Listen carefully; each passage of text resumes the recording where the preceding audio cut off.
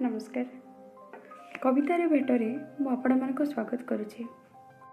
कवितार शीर्षक जाने ना मु तुमे मोर किए।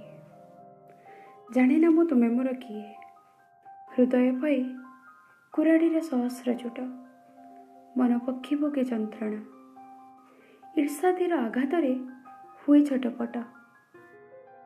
जेबे कर्मठ प्रहरी नैना देखी दिए तुमको आउ कहा सहित।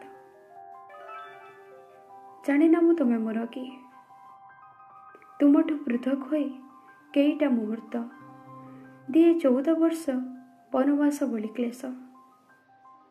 सते कि ए हृदय जन्म जन्मांतर तृषार्थ, सबु जानी भी अज्ञ साजे मन हरिणी। प्रहेलिका मध्ये संतरण पाई करे प्रयत्न,